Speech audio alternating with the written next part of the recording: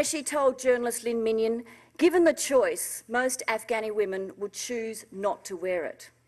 We've had women in tears and tears, she said, as they wish they could wear clothes and that they could enjoy walking in the street without worrying that someone will kidnap them, someone will rape them. In other words, the women in Afghanistan wear the burqa as a defence, as a protection, a kind of fabric shield against a harsh and dangerous world. A world of deep mistrust, a world where political, judicial and religious authority is owned by men. A world where public space is owned by men. A world where the rules about women's behaviour and dress are controlled and dictated by men. A world where women are reduced to hiding their faces and cowering. For women in Afghanistan and parts of Pakistan, the world can certainly be a very hostile place. But that world does not exist here in Australia.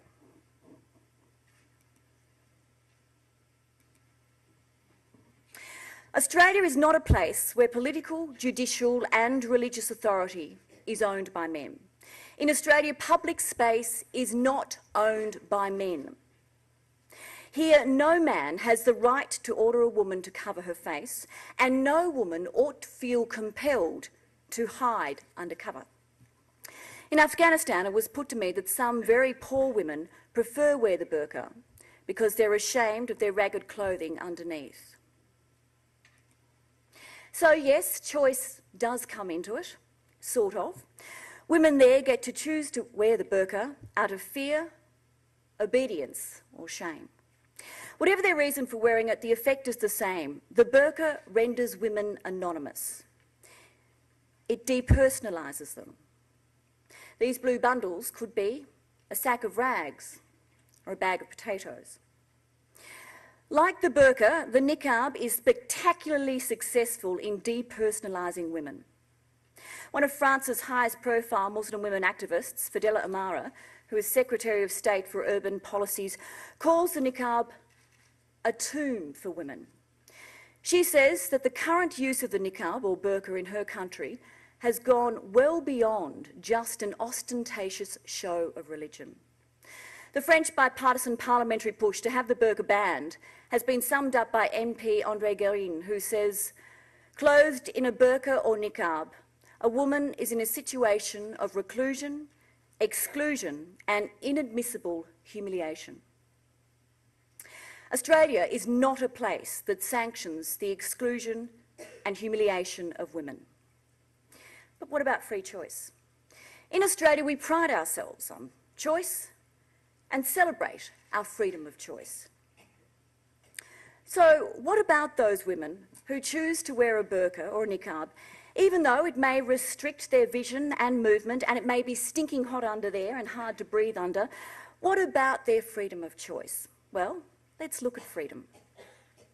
In Muslim states where the burqa, niqab or full veil covering is not mandatory, the majority of women choose not to wear it, except, of course, in places like Afghanistan where lawlessness and fear prevail.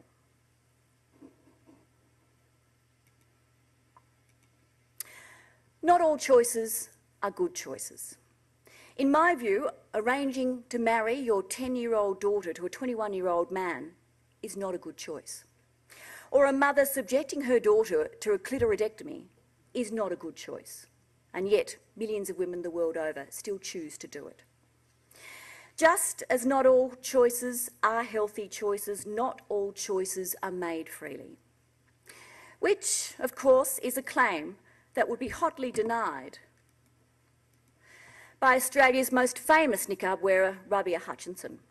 She's the surfy chick from Mudgee who converted to radical Islam with gusto.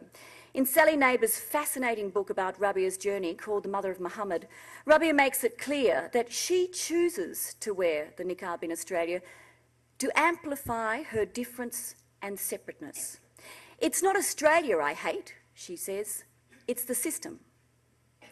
According to Sally Neighbour, in the mainstream Muslim fraternity, Rabia's full niqab occasioned mild alarm.